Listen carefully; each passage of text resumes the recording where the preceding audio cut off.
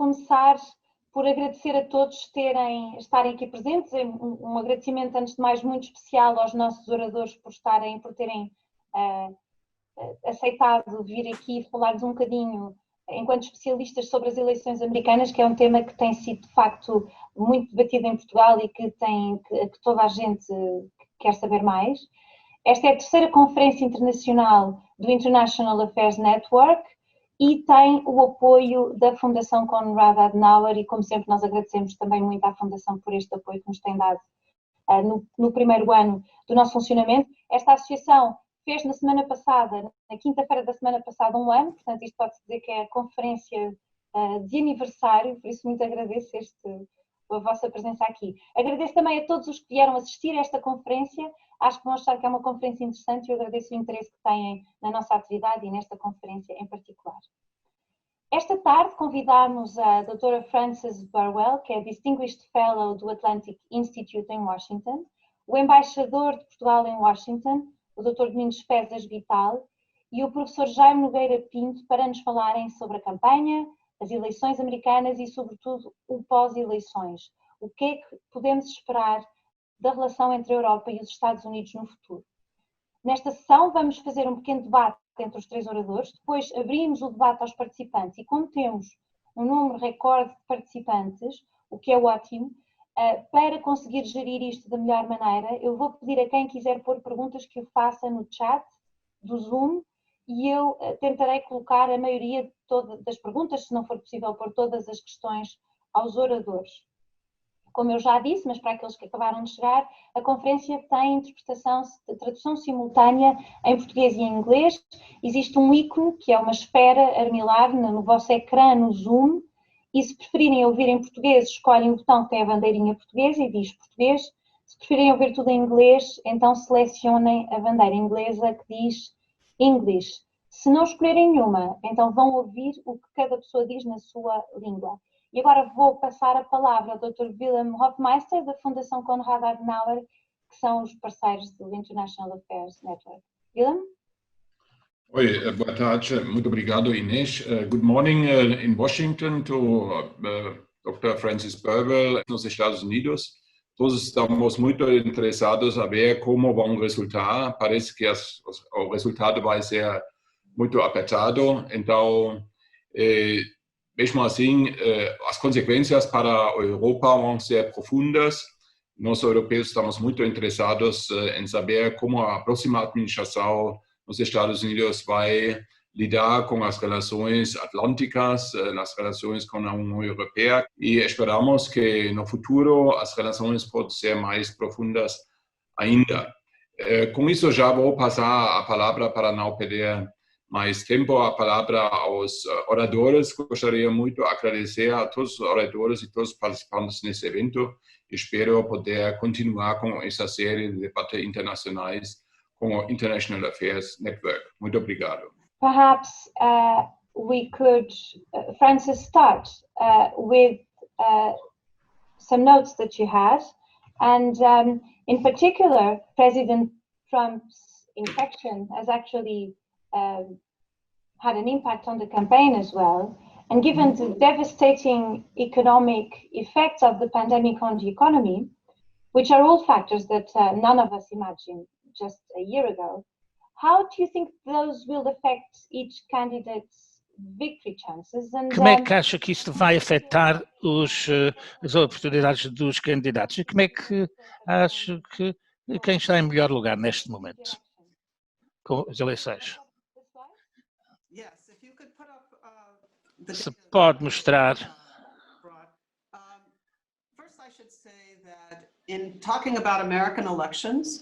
Ao falar das eleições americanas, nunca deve confiar em ninguém que vive em Washington, D.C., porque nós não sabemos o que é que está a acontecer no resto do país, mas depois de ter dito isso, diria que isto é uma das eleições mais pouco certas que eu conheci na minha vida. E o Covid-19 e o impacto das Covid-19 está a multiplicar esta incerteza.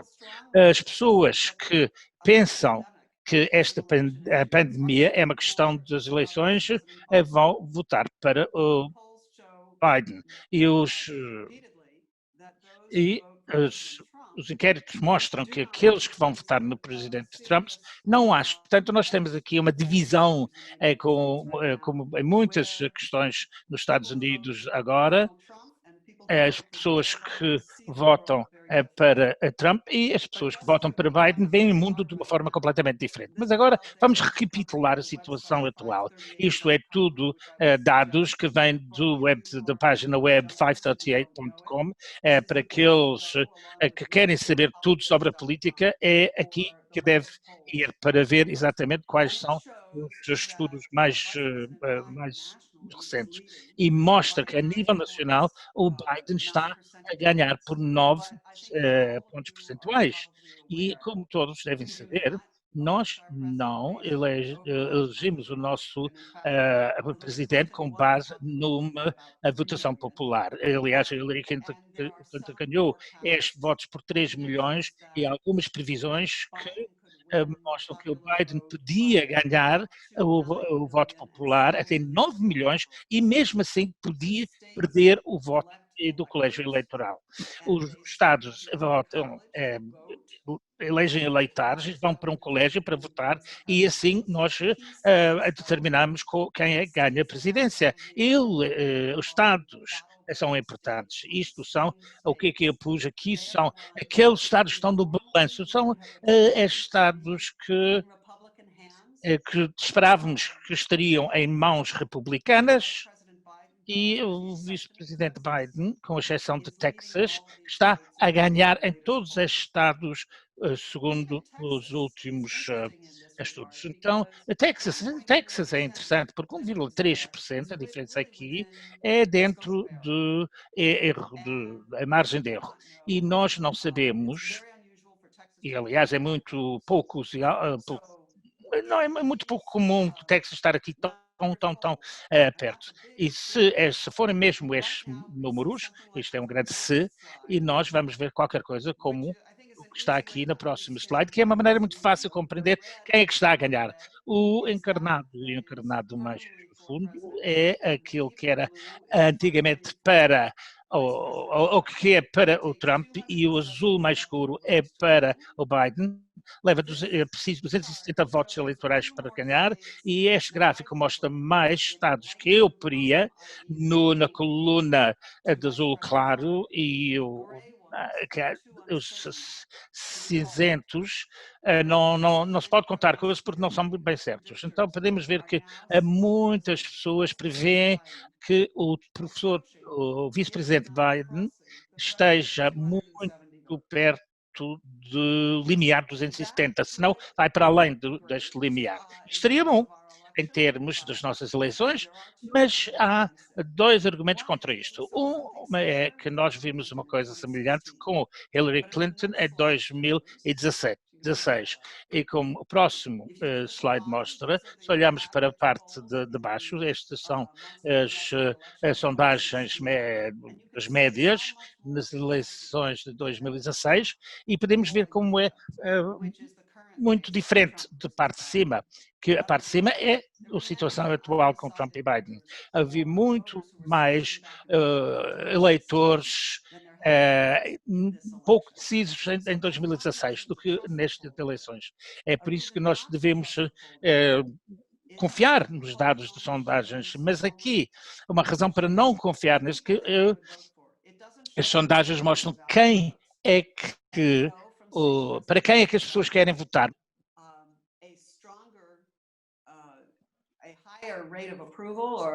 Tivermos uma taxa de aprovação maior ou expectativa de votar de Biden, mas se os seus eleitores só votam 70%, ou 70% deles só votam para ele e 90% dos eleitores do Trump votam para ele, vamos ter um resultado completamente diferente com base nas primeiras sondagens.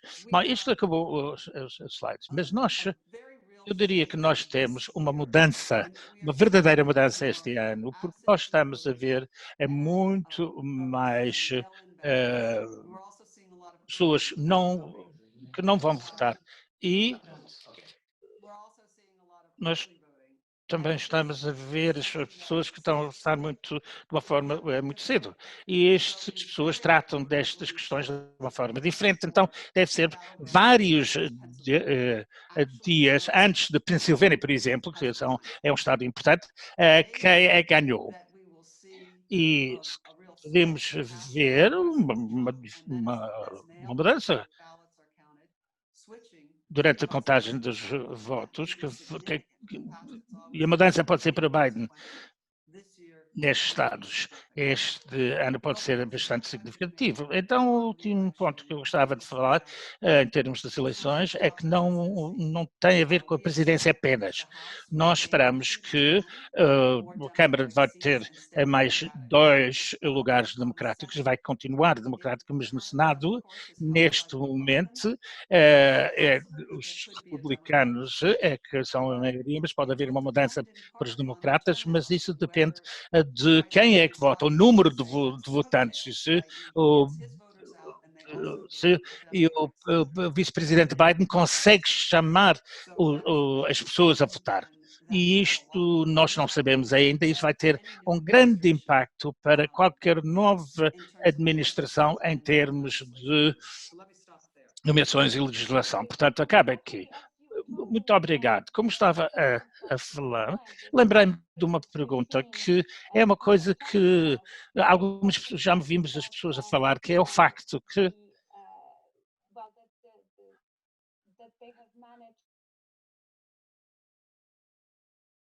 o presidente Trump conseguiu nomear novo membro do Tribunal Supremo. Isto significa que muitas pessoas pensam que não é que o resultado eleitoral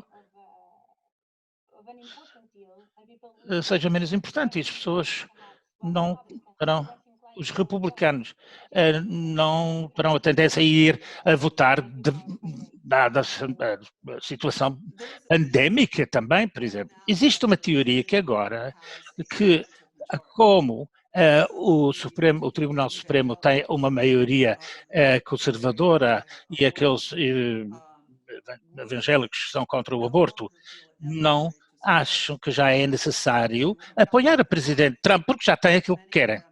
E muitos deles têm hesitações sobre o seu estilo pessoal, etc. Mas até agora os dados não estão a mostrar isso. Nós não sabemos se isto vai acontecer ou não. Mas o que é mais importante de nomeação de Barr para o Tribunal Supremo, se isto for uma se os votos são muito próximos, em termos de resultados, pode ir até o Tribunal Supremo. E os republicanos já estão à procura de ir para ver se conseguem pôr várias questões em tribunal e pode ser um processo jurídico muito alongado, como houve há uns anos, quando nós tivemos exatamente este problema. Muito obrigado. Eu vou aproveitar para pôr uma pergunta ao Sr. Embaixador. Muito obrigada, Sr. Embaixador, por estar connosco aqui hoje. Então eu tinha uma questão para si. Uma sondagem deste ano do Chicago Council of Global Affairs, que mostra que 68% dos americanos considera que os Estados Unidos devem ser ativos nos assuntos internacionais.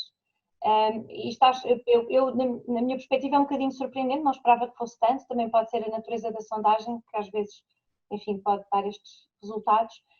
Mas o que é um facto é que, independentemente disto, existe desde há muito tempo um certo afastamento das administrações americanas, digamos, da cena, da intervenção internacional. E, portanto, o que é que acha?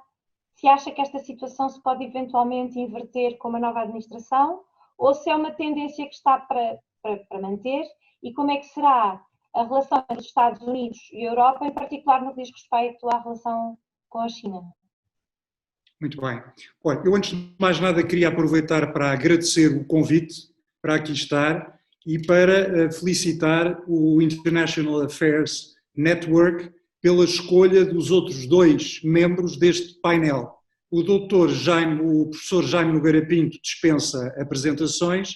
No caso da professora Frances Burnwell, estamos perante uma das figuras mais respeitadas do ecossistema dos think tanks de Washington.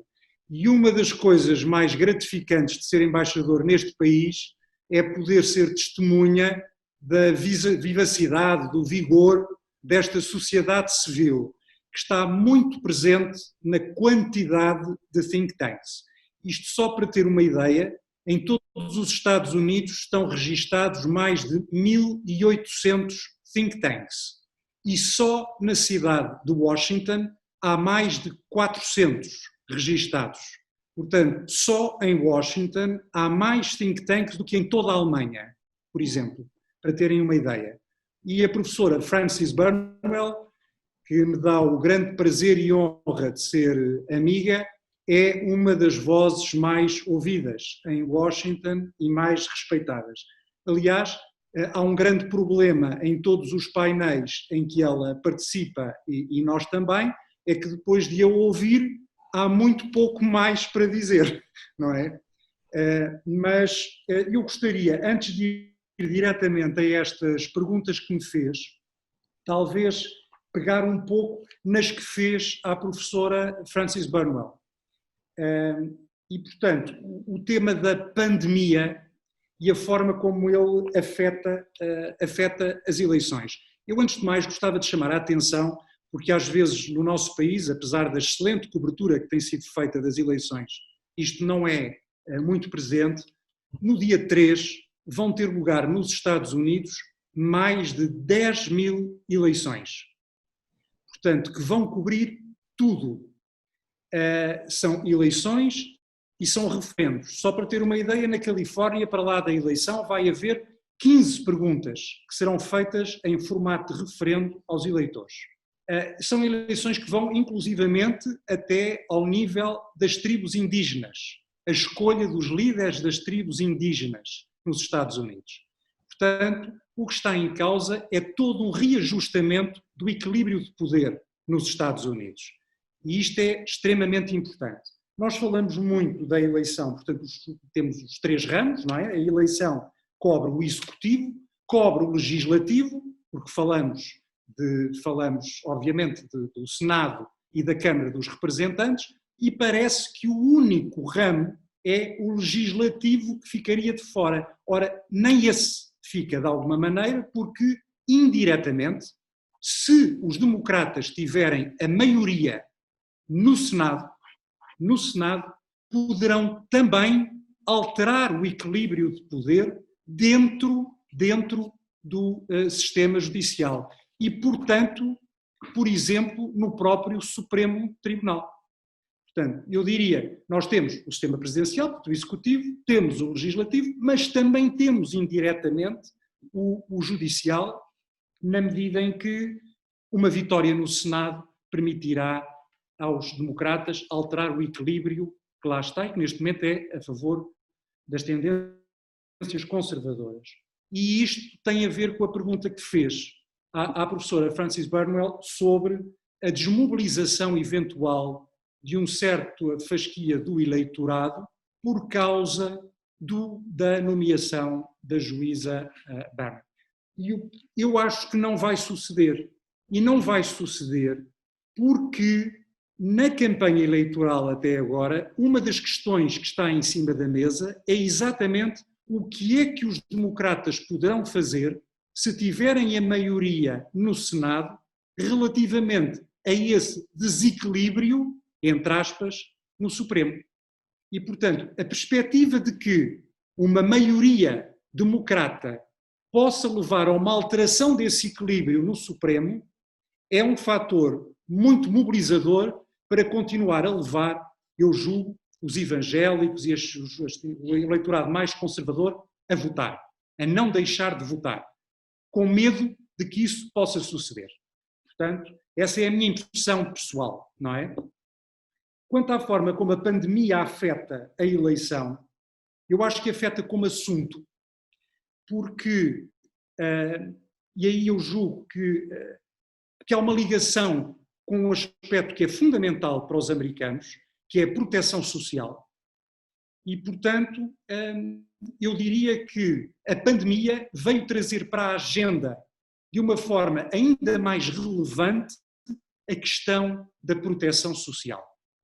E, portanto, os dois temas que os americanos consideram prioritários são a proteção social e a economia. E eu julgo que a pandemia veio dar mais força ainda ao argumento da proteção social como argumento eleitoral. Mas também no efeito no ato eleitoral, que era o que dizia a professora Frances Burnell, que é o facto de termos uma pandemia, estamos também a ter um aumento exponencial, face ao que se passou em atos eleitorais anteriores, do voto por correspondência ou do voto antecipado. Portanto, que eu julgo que tem a ver com também, de alguma forma, o medo de que no dia das eleições haja um acúmulo de gente, muita gente, para votar e que isso possa ser um elemento de transmissão da doença. E, portanto, as pessoas estão a votar em muito maior número antes. E isso é, obviamente, uma novidade. Quanto às perguntas que me fez, eu acho que tocou no ponto certo, que é como é que nós decantamos, de alguma maneira, essa resposta. Quando os americanos, 68% diz que são favoráveis a um papel mais ativo dos Estados Unidos na cena internacional, talvez o mais importante seja perceber de que forma, como é que eles olham, o que é que isso quer dizer para eles quando respondem dessa maneira, não é? Ora, todas as sondagens indicam que, apesar dos americanos acharem que os Estados Unidos têm que ter um papel mais ativo, são cada vez menos favoráveis a uma presença em conflitos militares no exterior, por exemplo. E, portanto, este é um aspecto importante para levar em conta. Quando se fala da presença na cena internacional, estamos a falar um pouco da mesma coisa, deste mesmo resultado dos 68%. Claro, eu quero que tenha uma presença maior, eu, americano, mas como e onde, em que teatros, em que circunstâncias, não é? É isso que talvez seja mais importante perceber. Nas relações com a Europa, eu acho que nós vamos ter um enorme desafio como europeus. Obviamente que tudo vai depender de quem vencer as eleições. Mas eu diria que no caso da vitória nas eleições ser do vice-presidente Biden, um dos aspectos onde a alteração de política será mais sensível e visível é no relacionamento com a Europa. E por causa do outro aspecto que a Inês há pouco referiu, que é a China. Muito também por causa da China. A grande diferença vai estar aonde? Vai estar na procura de relações mais próximas com parceiros e aliados, na criação do que o vice-presidente Biden chama de Frente Democrática e um dos seus principais conselheiros chama a Liga Democrática. E, portanto, é a procura de alianças, de entendimentos, para melhor lidar com o que é, para republicanos e democratas, o grande desafio das relações externas dos Estados Unidos, que é como lidar com a China. E, portanto, para nós europeus, no caso da vitória ser do vice-presidente Biden, o desafio vai ser, desde logo, entendermos-nos entre nós, relativamente a uma série de assuntos onde podemos dar-nos ao luxo, durante estes anos, de procurar com menos ímpeto uma posição comum, porque a atitude do Washington era menos exigente relativamente a isso, porque se privilegiou uma relação bilateral. A partir do momento que o que se nos pede é uma posição comum de todos nós, como europeus, numa relação com os Estados Unidos face a terceiros, nós vamos ter que chegar a posições comuns. Vamos ter que chegar a entendimentos entre nós. E esse é o grande desafio. Aí eu queria fazer um elogio à Fundação Konrad Adenauer e àquilo que se está a passar na Alemanha. Porque vai ser extremamente importante, na minha opinião, que os europeus sejam capazes de se antecipar. Se houver uma vitória do vice-presidente Biden, que eles sejam capazes de, antes de ele nos dizer alguma coisa, nós termos o cardápio preparado. Ora, é para isso que se está a trabalhar já na Alemanha. Já há uma série de instituições na Alemanha e de figuras políticas que estão a trabalhar para isso, que estão a apresentar documentos, propostas concretas, relativamente a um novo roteiro para as relações transatlânticas. E isso, a meu ver, é fundamental. Na relação com a Europa, nós temos vários pontos desde já em comum, quer dizer, as alterações climáticas, obviamente, é um deles. Toda a gente espera que se o presidente Biden vencer, os Estados Unidos vão rapidamente juntar-se aos acordos de Paris. Temos vários pontos onde há já uma posição comum fácil, não é? Mas há outros em que não. E em relação à China, como todos nós sabemos, não há uma posição absolutamente clara, comum dos 27. E, portanto, é um desafio que temos pela frente. Verdade, Sra. Embaixadora, muito obrigada. Eu então ia agora passar ao professor Jaime Nogueira Pinto, que já está agora em som e imagem, certo? É só acrescentar aqui um tema, para além daqueles que nós já falámos, que é a questão do Médio Oriente. O presidente Trump, eu acho que concordamos, enfim, muita gente considera que houve de facto algumas vitórias importantes, nomeadamente na normalização das relações entre Israel e os Emirados Árabes Unidos e o Bahrein. São de facto... E agora também o Sudão, não é? Exatamente, são resultados positivos e uma vitória do vice-presidente Biden parece ser mais favorável a voltar a ter um acordo com o Irão e, portanto, para além daquilo que nós já debatemos, queria também saber a sua opinião sobre como é que esta relação, que é menos direta para a Europa, mas enfim não deixa de ser muito relevante para os temas internacionais, como é que acha que cada um deles poderá ter influência nesta questão do Médio Oriente?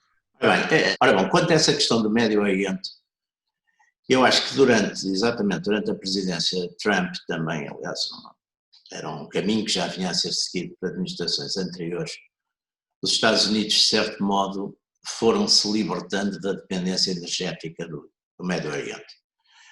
E com o fracking, sobretudo, de facto, mudaram muito a relação, não só em relação ao Médio Oriente, mas em relação a toda a questão energética. Portanto, hoje há de facto uma maior libertação da política americana em termos de dependência energética do Médio Oriente. Para além disso, não há dúvida que a administração Trump se caracterizou essencialmente por um certo congelamento, para bem e para mal, de intervenções exteriores. Não houve de facto, como tem sido sublinhado, não houve de facto nenhuma nova guerra, nenhuma nova invasão. O ato desse tipo que foi mais significativo foi a liquidação daquele dirigente iraniano, que se esperava que houvesse, enfim, consequências terríveis que afinal também não aconteceram. Eu pessoalmente sou um partidário em relação ao Médio Oriente de que a solução de dois Estados, ou seja, um Estado de Israel e um Estado palestiniano forte, é a melhor solução, inclusive para Israel, e portanto nisso, enfim, sou relativamente crítico de algum gás que tem sido dado, digamos, à atual administração Netanyahu nessa política, enfim, de linha mais dura, porque acho que a médio prazo as soluções sempre fui um partidário de que um Estado, mesmo um Estado agressivo, é melhor que um não-Estado. Prefiro ter Estados como inimigos ou como adversários do que ter não-Estados, porque É tudo muito mais complicado, é tudo muito mais fragmentado, é tudo muito mais incerto. Acho que, enfim, indo um pouco às outras questões que foram faladas anteriormente, acho que estamos, curiosamente, perante uma situação não direi de empate técnico, mas como todos sabemos, na maioria, cerca de 40 estados, não há dúvidas nenhumas do que é que se vai passar, quer dizer, já está mais ou menos definida a geografia de vitórias e derrotas, ou seja, o Midwest e o Sul tendencialmente votarão republicano, a Eastern Coast e a Califórnia votarão democrata. Portanto, no fundo, temos ali aqueles 8 ou 10 estados onde há dúvidas e onde tudo se vai decidir. Não há dúvida que também a tendência tem sido nas últimas 2 ou 3 semanas, talvez, de uma recuperação, digamos, de Trump em relação à situação em que estava há umas 2 ou 3 semanas, em que estava claramente atrás, mesmo naqueles sites ou naquelas sondagens de institutos como Rasmussen ou Trafalgar, que são mais, normalmente, aliás, foram os que acertaram em 2016, mas têm, digamos, uma linha mais conservadora. Mesmo aí ele estava profundamente atrasado, agora tem vindo a recuperar nesses, portanto eu penso que vamos ter uma eleição que vai ser praticamente até ao fim muito tensa. Acho que esta questão que apareceu das acusações de exercício de influência do vice-presidente Biden durante o seu mandato em relação a negócios do filho, isso embaraça um bocado as coisas, porque embora tenha havido um certo silêncio do mainstream dos mídias, enfim, as coisas chegam e, portanto, isso penso que também tem, sobretudo em relação aos eleitores, que eu chamaria indecisos e independentes, pode ter influência no voto deles, portanto, isso também é uma questão que para mim é um bocadinho comparável com a questão que Hillary Clinton teve nos últimos dias pré-eleição, teve com os famosos e-mails, portanto isso também é um ponto de atenção. E também gostava de dizer que comungo das preocupações que já havia aqui expressas, que no caso de um resultado muito próximo, que se possa abrir alguma crise, que esperemos que seja resolvida como foi resolvida em 2000, por uma decisão, digamos, judicial, se for preciso, mas um dos pontos que eu tenho observado, e penso que todos nós temos observado, e que é preocupante, é que há uma espécie de deslegitimação recíproca entre ambas as partes e que não contribui de facto muito para aquilo que a gente espera da América, quer dizer, e portanto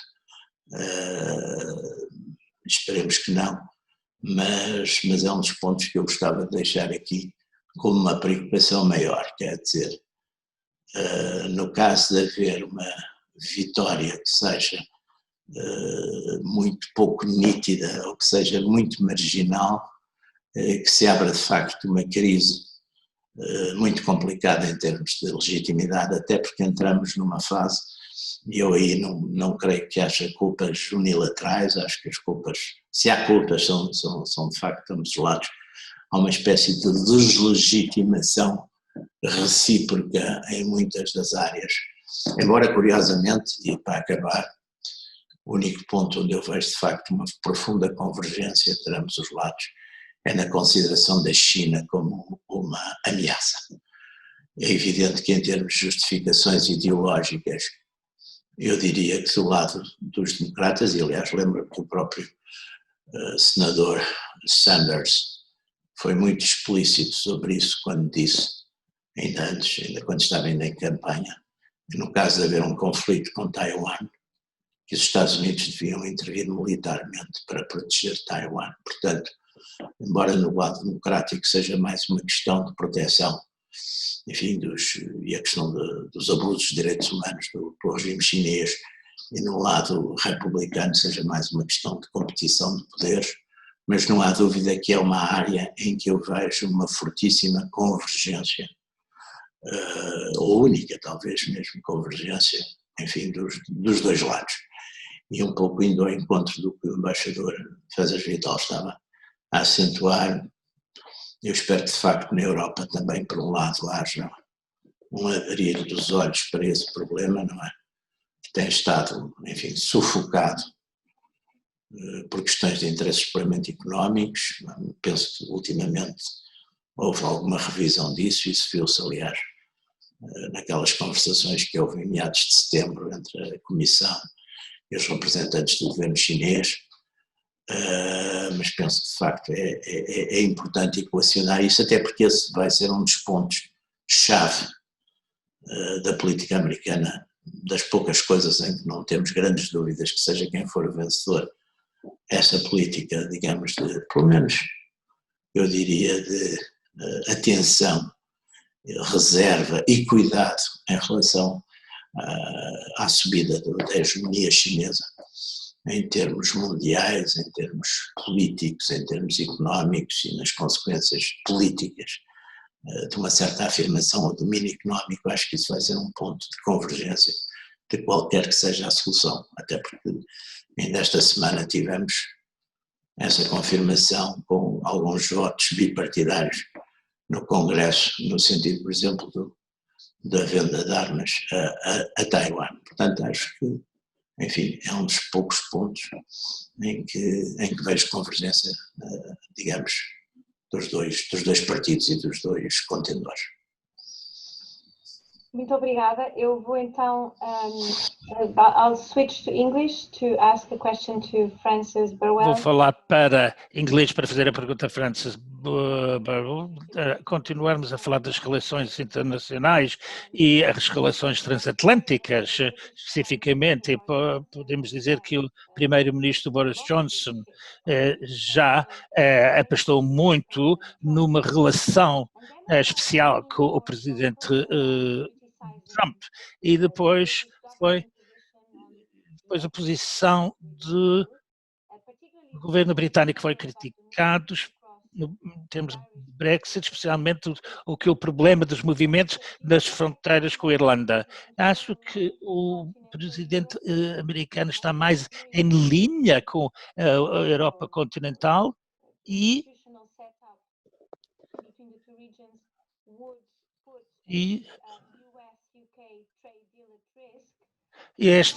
estar mais em linha com a Europa continental podia pôr as relações entre os Estados Unidos e o Reino Unido, estará em risco e será mais difícil para as negociações entre o Reino Unido e a Europa?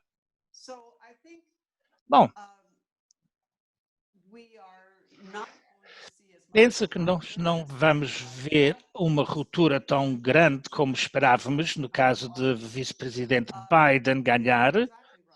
Tem toda a razão que os britânicos apostaram muito na administração de Trump e não é surpresa nenhuma que as negociações atuais têm corrido bem em algumas áreas e não tão bem noutras áreas, como a agricultura. Portanto, a ideia é que haveria um acordo comercial Reino Unido, Estados Unidos, é uma fantasia, que sempre foi uma fantasia, agora mostra-se que é. E foi sempre possível para o presidente Trump dizer que há um ótimo acordo e depois o acordo acaba por não ser tão significativo como as partes pensavam que ia ser. Mas penso que a pergunta mais importante, eu quero voltar a um ponto levantado por o embaixador Vital, disse que ele tem razão em dizer que a relação transatlântica vai ter um grande desafio à frente, mesmo com a presidência de Biden. Os desafios são diferentes se tiverem um Trump 2 ou se tivermos o Biden. Se tivermos o Biden, uma das questões é que haverá grandes expectativas e haverá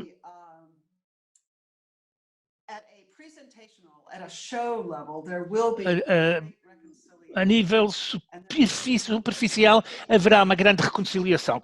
Isso haverá questões importantes, por exemplo, relações entre os Estados Unidos e Irão, e fazer parte do acordo do Irão e o ambiente e negociar um acordo mais forte.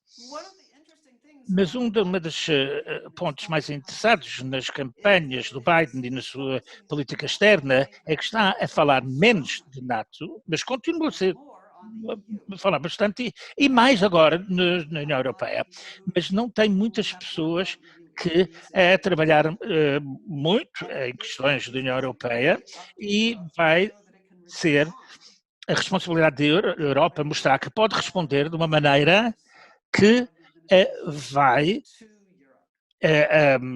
ligar a administração Biden na Europa de uma forma mais forte. E como as pessoas que lidam com a União Europeia têm grandes expectativas e depois percebem-se que o processo da União Europeia é tão difícil. Mas eu sou um grande fã da União, como o embaixador sabe, mas nós sabemos que pode ser ainda pior que a potência de tomar a decisão interagência dos Estados Unidos. Mesmo a administração de Biden, se ganhar, pensa nisso, bom, isso não se sabe como é que vai ser. E China é uma destas questões onde há grandes oportunidades, porque nós temos tentado a cooperar entre a União Europeia e China, especialmente em termos de questões comerciais e de tecnologia, já há bastante tempo, mas ainda não chegamos ao fim. E penso que isto é a questão mais importante onde os Estados Unidos e a União Europeia podem avançar em conjunto.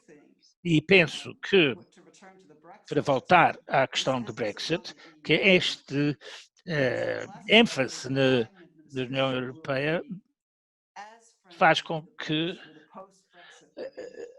pode levar a administração Biden não ser tão amigável perante o governo britânico do que o governo atual. Mas se tiverem as seguranças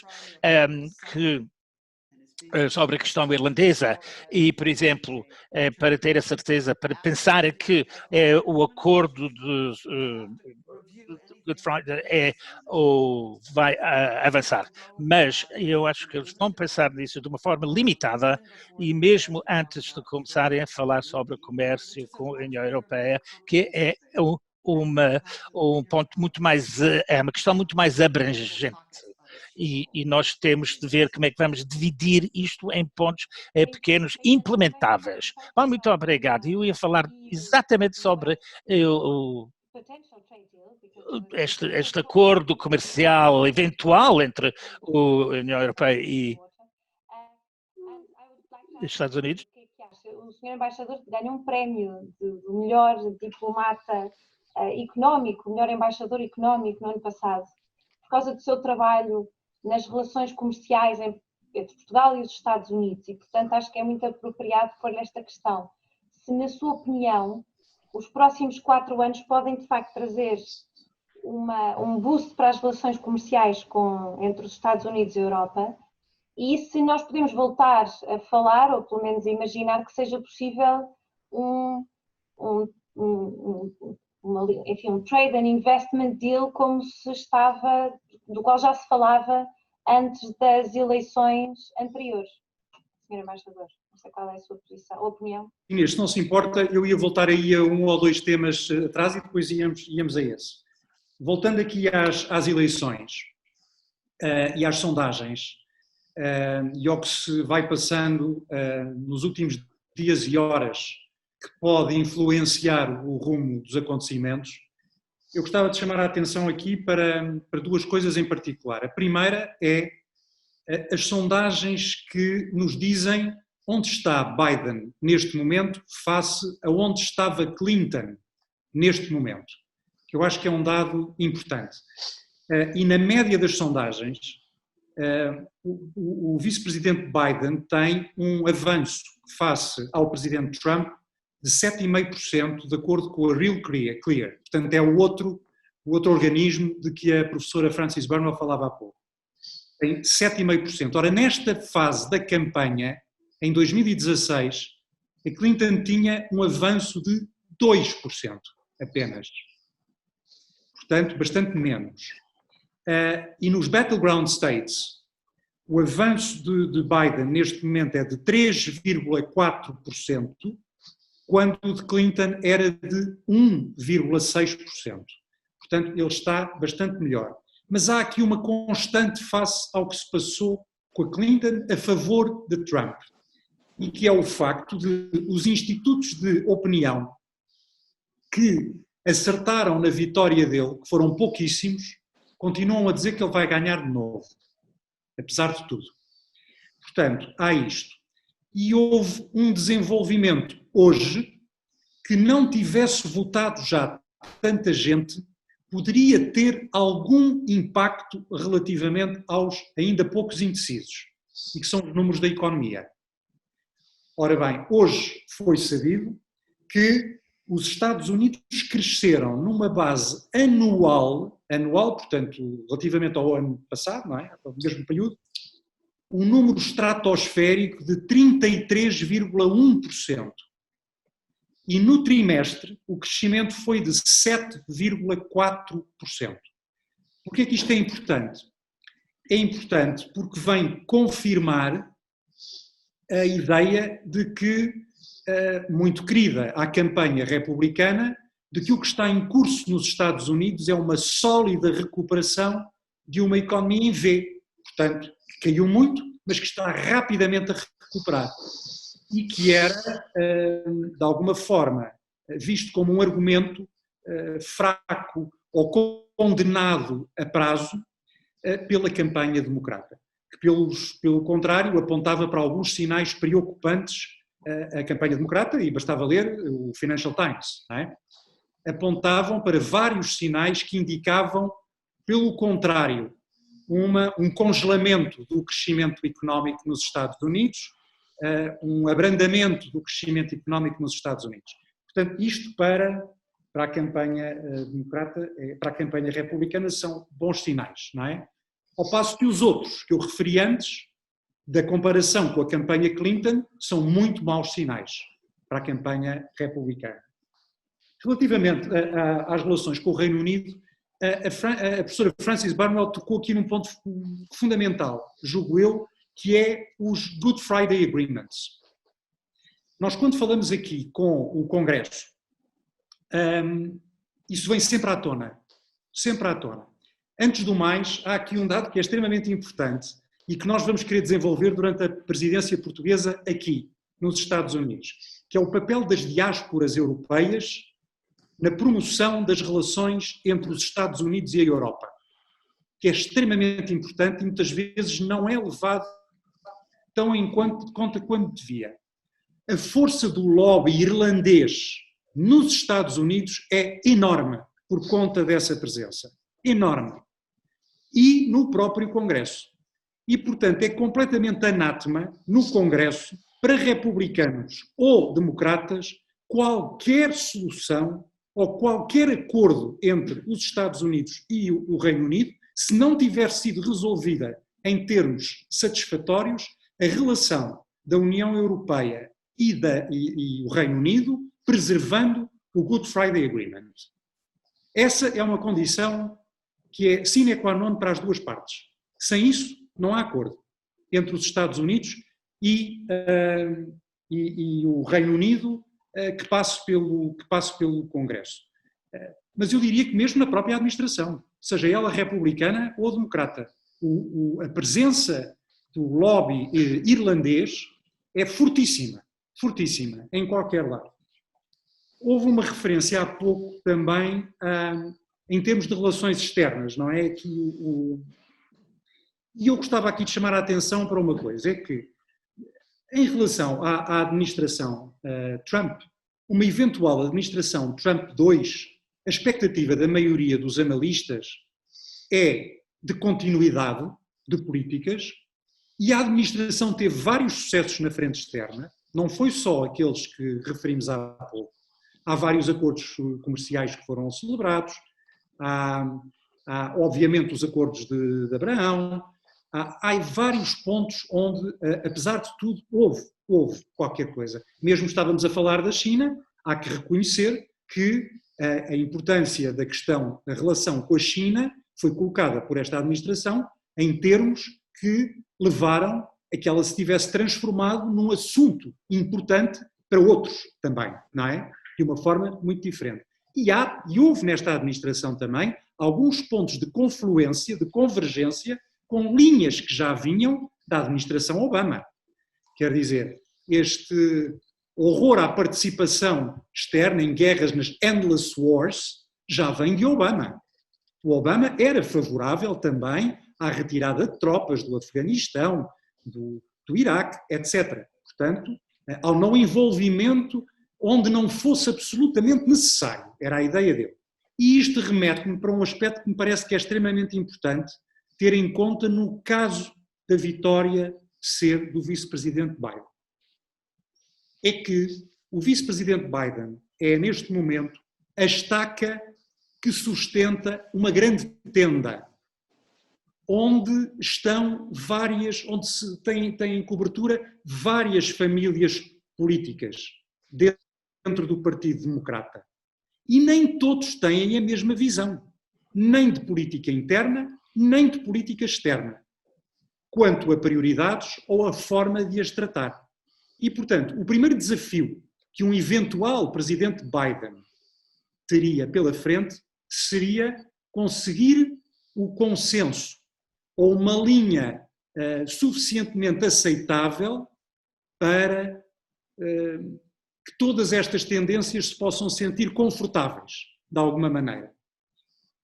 Ora, no campo da política externa, há, neste momento, 3 correntes no Partido Democrata identificadas. Uma é da ala progressista, a outra é aquilo que é aqui chamado de corrente restauracionista, que pretende uma linha de política externa semelhante à que foi seguida por Obama, e depois há a linha dos reformadores, que é uma linha que em muitos pontos se aproxima da ala progressista. E isto tem implicações em praticamente todos os temas de política externa. Mas há um onde todos eles convergem de alguma maneira, que é na importância da relação transatlântica e da relação com a União Europeia. E, portanto, eu estou convencido que, até por fruto da personalidade de um presidente Biden, se for ele o eleito, nós vamos ter um ganho de importância da relação transatlântica. Porque já durante a presidência Obama, quando foi do pivô para a Ásia, que ele fez, e lembremos que o presidente Obama foi muito poucas vezes à Europa, muito poucas vezes, ele estava absolutamente convencido que a aposta deveria ser na Ásia, era ali que estava o futuro e o interesse maior dos Estados Unidos. Isto para nós temos que perceber que os Estados Unidos é um país continente e que também é um país voltado para a Ásia. Quer dizer, há a vertente do Atlântico, mas há a vertente do Pacífico, não é? E, portanto, isto é extremamente importante levar em conta, muitas vezes. Mas, nessa altura, o vice-presidente Biden já era visto como alguém que chamava sempre a atenção para a importância da relação transatlântica. Não discutindo a importância da relação do pivô asiático, mas chamando sempre muita atenção para isto, para a importância da relação transatlântica. E, portanto, eu acho que podemos contar com ele para isso, não é? Se for ele o eleito. Agora, Inês, eu peço desculpa, mas o erro foi, voltando a estes temas, se calhar perdi-me em relação à pergunta que me fez, diretamente. Tinha perguntado sobre a eventual relação comercial Estados Unidos-Europa.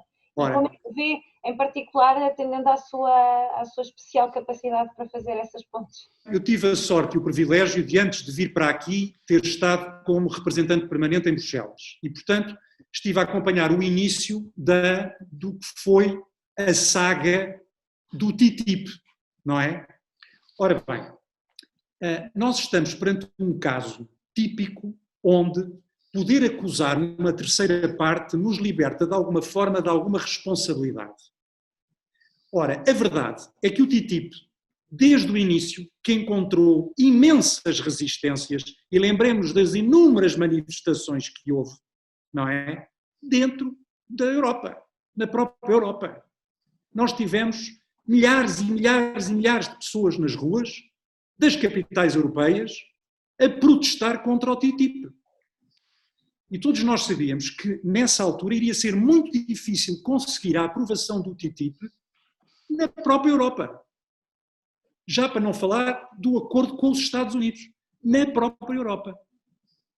E estávamos com uma administração Obama, um homem que era adorado na Europa, com taxas de popularidade estratosféricas. Ainda assim, tivemos o que tivemos, não é? Ora bem, portanto, eu diria que quando eu falo com os meus amigos aqui democratas, e eu vou-lhe dizer, há aqui uma experiência muito, muito interessante face a 2016, porque eu vivi aqui em 2016. Nós, em 2016, falávamos com as campanhas dos dois candidatos, sem grande problema. Houve uma alteração enorme desta vez, que todos nós diplomatas nos queixamos e que chamamos o trauma de 2016. Por causa da conversa, da ingerência externa das eleições, ninguém quer ser visto como diplomata nesta terra. Portanto, e então, nas campanhas, têm imenso medo das conversas e do que possa suceder. Bom, e portanto nós vivemos aqui um bocadinho à procura, mas quando eu falo com os meus amigos democratas, o que toda a gente me diz aqui, os republicanos também, é lembrarem-nos aquela regra elementar. A política externa começa em casa. Começa em casa. E o apetite por acordos comerciais nos Estados Unidos não é muito grande. Não é muito grande. Há uma enorme desconfiança relativamente ao que daí possa advir de positivo para os Estados Unidos e para os americanos em geral. Portanto, eu não estou a ver que haja grande campo para um acordo ambicioso. Ambicioso. Muito francamente, a minha opinião pessoal, valerá o que valerá, é que eu acho que nós devíamos caminhar para isso. Para um acordo não só económico, como um acordo geoestratégico, que tem uma componente económica, obviamente, mas que deve abranger outras áreas, de entendimento político, abrangente, não é? E de preferência sem tarifas, sem nada, entre nós, não é? Portanto, essa eu acho que era o que faria sentido em termos geoestratégicos, que fosse a nossa aposta. Mas não vejo aqui grande apetite por apostar num acordo ambicioso comercial. Obrigada. E eu vou pôr uma última pergunta ao professor Jaime Nogueira Pinto, que é para depois poder abrir um bocadinho ainda, pormos algumas questões que já estão aqui no nosso chat.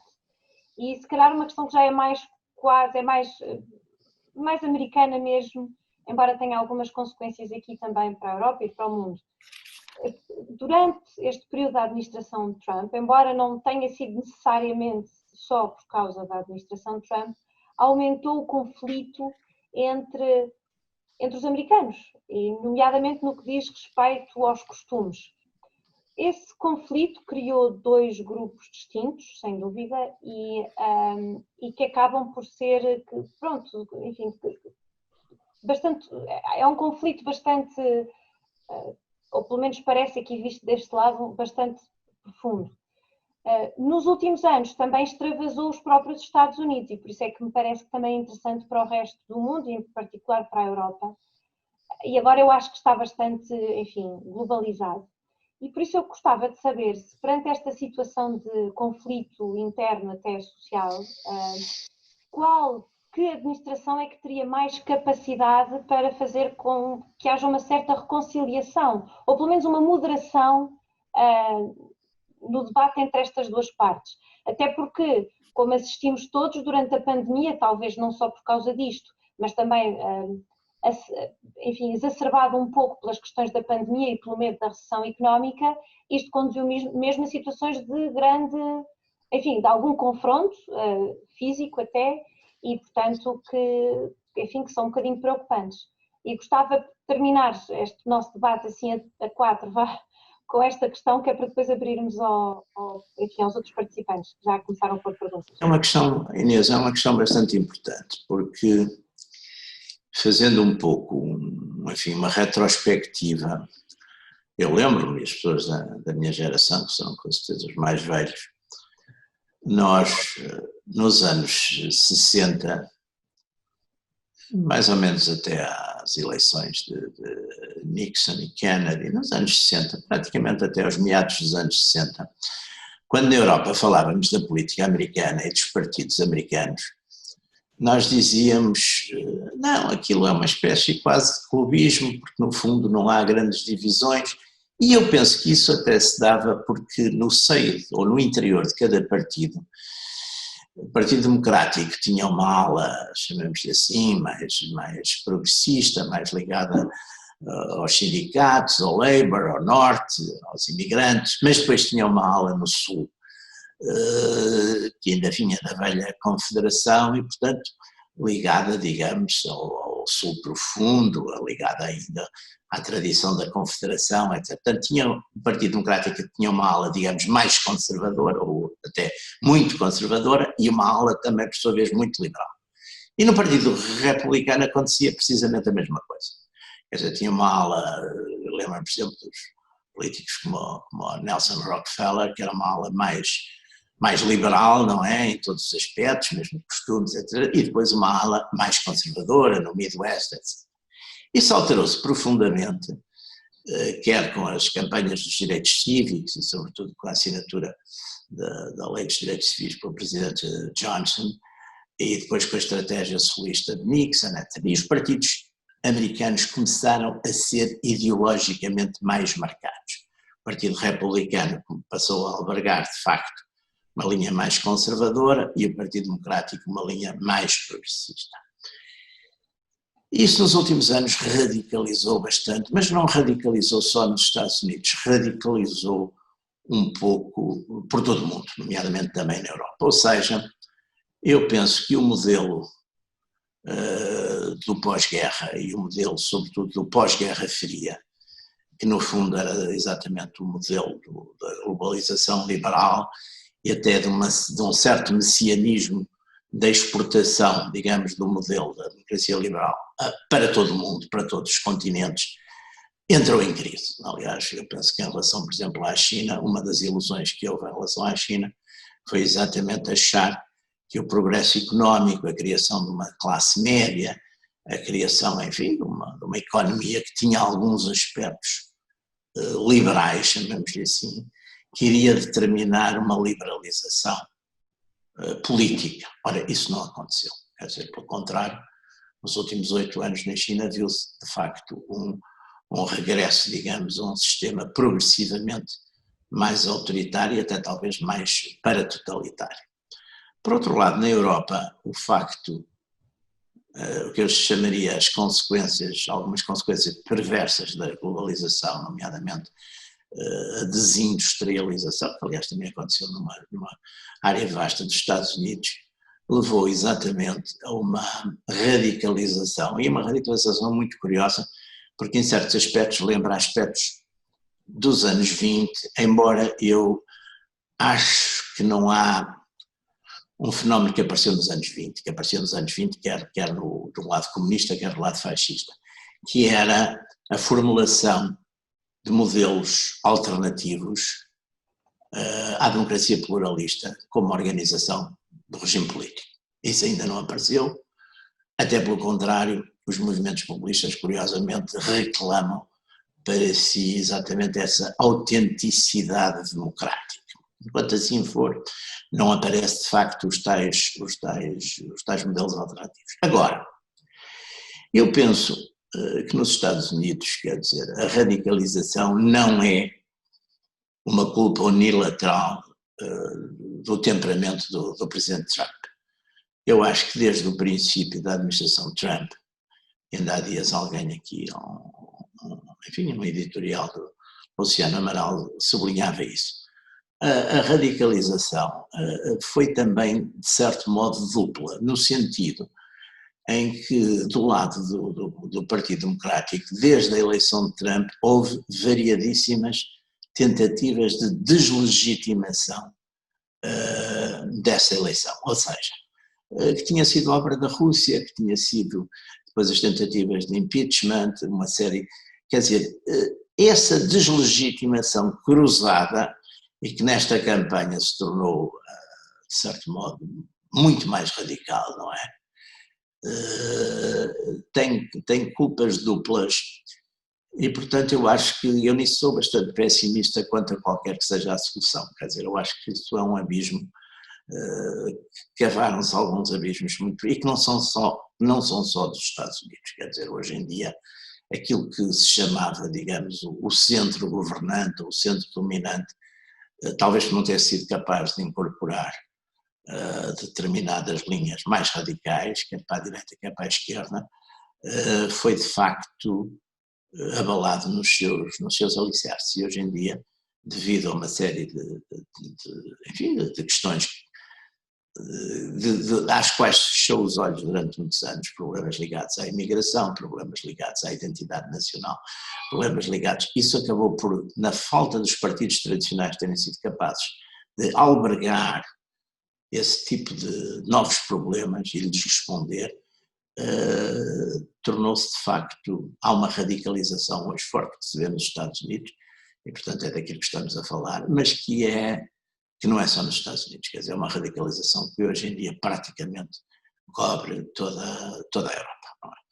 Eu acho que enfim, não sei como é que se vai sair daí, mas não penso que seja fácil, quer dizer, nesse aspecto não acho que uma administração Biden, enfim, tenha mais capacidade de lidar com esse problema do que uma administração Trump, porque infelizmente há uma espécie de negação, de tendência de negação da legitimidade do outro, que se tornou muito forte. Talvez seja minoritária, mas intelectualmente é dominante. E a percepção que nós temos, e da campanha também confirmou isso, é que é isso que está de pé. Muito obrigada. Eu vou abrir agora aqui o debate. Houve já várias perguntas aqui postas no nosso chat, algumas já foram sendo respondidas e, portanto, eu não vou pôr todas, mas há aqui uma que eu acho que é interessante e tem a ver com a questão da técnica das eleições, que é uma pergunta para, enfim, para todos os que souberem responder, que é uma questão mais técnica, de facto. Diz este nosso participante, Pedro Alves, que houve relatos de alguns Estados estarem a ponderar mudar o procedimento de alocação dos grandes eleitores e de os alocar a quem ganha o voto nacional.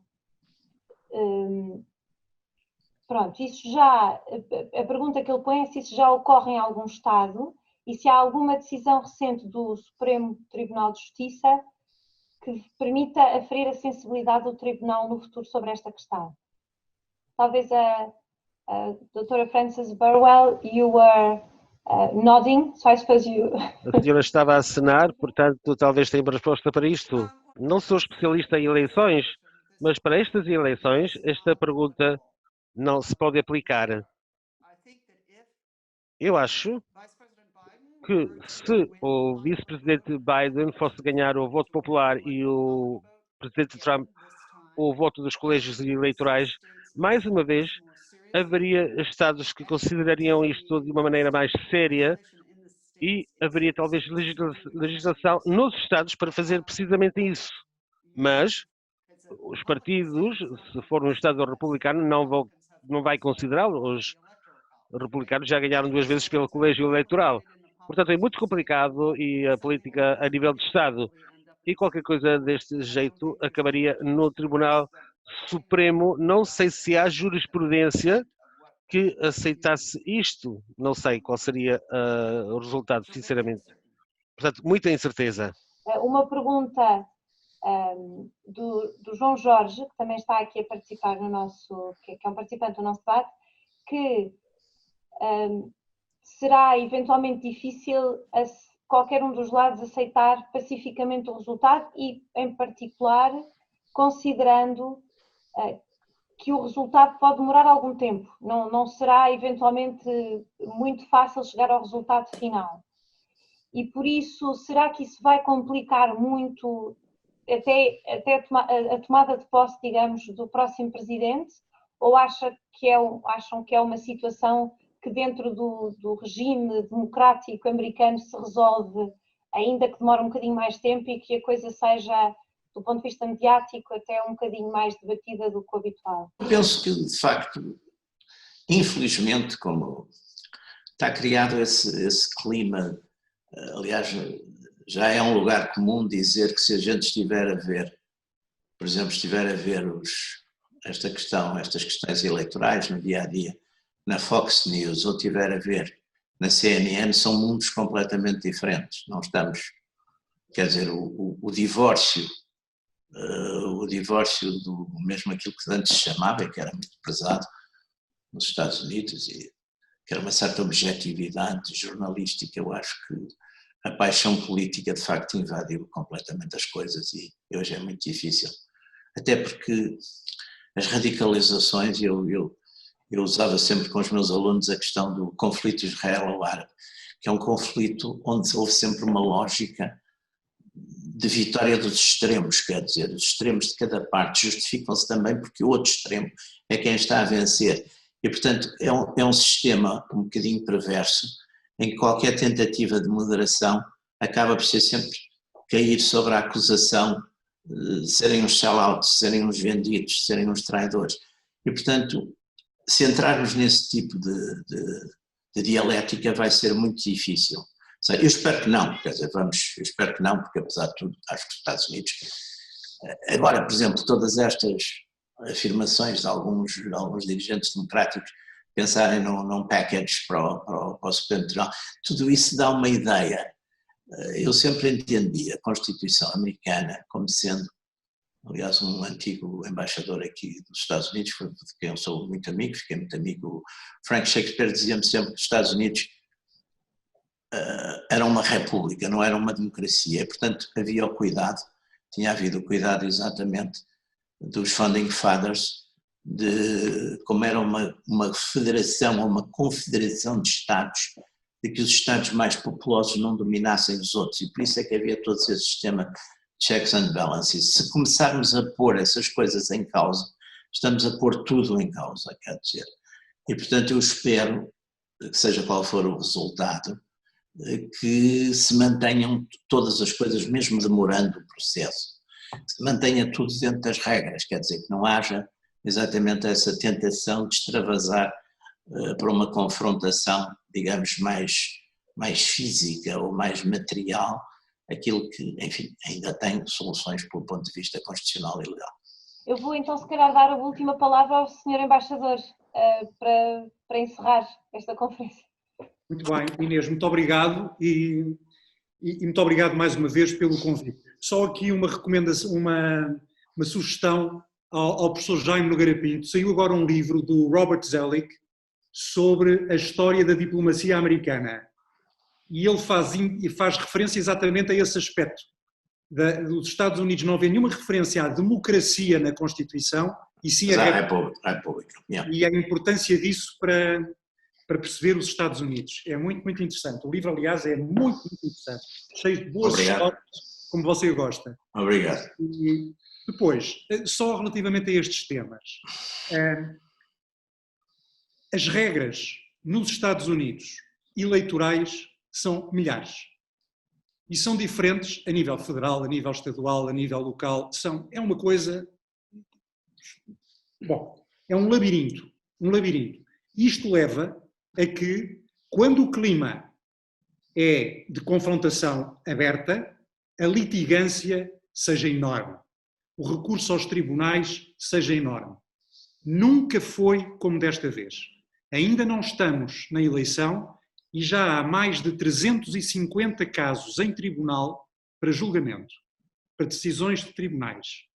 As duas campanhas têm autênticos exércitos de advogados em todos os estados preparados para litigância no final da eleição. Portanto, está montado o cenário para um enorme, um acúmulo de confronto, pelo menos legal, não é? Judicial. Bom, isto dito, em relação à eleição para o colégio eleitoral, os Estados também têm regras que nem sempre são as mesmas, mas há a ideia de que o eleitor deve ser leal ao resultado no seu Estado. Mas houve casos no passado em que o eleitor não foi leal a esse resultado. São os chamados faithless electors. Vão ao colégio e não votam como se lhes disse para votarem. No caso de nós termos uma situação no colégio eleitoral de empate, que não é absolutamente de excluir, isto vai ser uma questão fulcral, porque qualquer faithless elector pode decidir a eleição. Pode decidir quem é o próximo presidente dos Estados Unidos. Na reação ao resultado, e àquela pergunta que foi feita sobre complicar a tomada de posse. Ora, a tomada de posse tem que ter lugar no dia 20, dê por onde der. Isso tem que acontecer dia 20 de janeiro, tem que haver um novo presidente dos Estados Unidos. E em última instância, se nada funcionar, não for possível chegar e os patamares são imensos, nós teremos como presidente dos Estados Unidos o ou a speaker do novo Congresso, da nova Casa dos Representantes, da Câmara dos Representantes. Neste caso seria a senhora Pelosi, seria ela a presidente dos Estados Unidos no dia 20 de janeiro. Portanto, há uma série de procedimentos. Agora, vocês imaginam o que seria se depois disto tudo acabássemos com a speaker da Câmara dos Representantes, presidente dos Estados Unidos. Eu não acredito que isto fosse aceite de uma forma sem reação, quer dizer, não me parece. Mas há, até lá chegar, os procedimentos são múltiplos. Há datas fixadas. A eleição é no dia 3, a contagem tem que ser até ao dia 14, teoricamente têm que resolver todas as disputas até ao dia 8 de novembro, os eleitores votam no dia 14 de novembro, o prazo para a recepção desses votos pelo Presidente do Senado é o dia 23 de dezembro, o novo Congresso entra em funções no dia 3 e é ele que se reúne, e reúne-se em sessão conjunta das duas câmaras no dia 6 de novembro, de janeiro, para contar os votos, e a tomada de posse é no dia 20. Portanto, este é o calendário. Algumas destas datas têm cobertura pelas emendas constitucionais, pela própria Constituição, mas outras não. Podem ser alteradas. Portanto, não há certeza absoluta de que nós tenhamos um resultado. Posso-vos dar só um exemplo, porque é importante para a noite do dia 3, toda a gente fala do resultado da Pensilvânia, por exemplo, aqui é fundamental. Ora bem, a Pensilvânia sempre demorou muito a contar os votos e desta vez, pela primeira vez, a Pensilvânia aceitou o voto por correio. Não existia antes. E não tem nenhuma estrutura montada que tenha funcionado no passado para responder ao desafio que isto constitui. Portanto, inclusivamente, a Pensilvânia pode contar os votos até 3 dias depois da eleição. Um outro caso. Existe na Califórnia uma coisa extraordinária que eu aqui descobri, que se chama o ballot harvesting. Na Califórnia, ao final, há um período de 1 semana transcorrida à eleição, durante a qual pessoas dos 2 partidos podem andar de porta em porta a bater à porta de quem se registou como membro de um partido ou de outro, mas que não votou, para ir buscar o voto. E esse voto conta. Portanto, nós tivemos um caso, eu confesso, de uma eleição de uma pessoa de origem portuguesa, a quem eu dei os parabéns nas midterm, porque tinha ganho a eleição, para o coitado ter perdido a eleição 1 semana depois, por conta do ballot harvesting, não é? Está agora novamente candidato e bem situado, vamos ver. Mas, portanto, há imensos obstáculos, não é? A que as coisas possam correr. Qual é a grande diferença relativamente a outros anos onde também houve dificuldades? É a pergunta que todos se fazem neste momento. Em 2000, quando as coisas subiram ao Supremo, o candidato democrata aceitou a decisão. Desta vez, a pergunta que se faz é se haverá ou não uma aceitação do resultado e que implicações poderá isso ter, não é? É, no fundo, esta a pergunta que faz com que se olhe para isto talvez com um pouco mais de dramatismo do que outras vezes. Precisamente.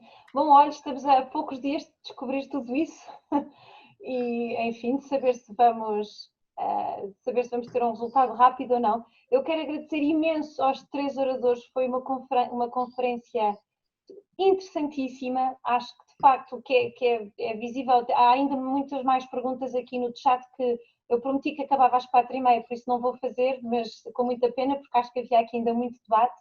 Por isso eu agradeço imenso a vossa disponibilidade para estar aqui connosco hoje, informar de todos os aspectos políticos, técnicos, de relações internacionais. Foi de facto um grande prazer e pronto, e resta-nos esperar a todos que os resultados acabem por ser, enfim, aceitados no fim do dia e que corra tudo bem. Mas muito obrigada, muitos parabéns pelas intervenções que foram brilhantes e agradeço muito a todos os participantes que estiveram tão ativos e interessados no tema. Muito obrigada a todos e boa tarde. Deus, boa tarde. Obrigado. Thank you.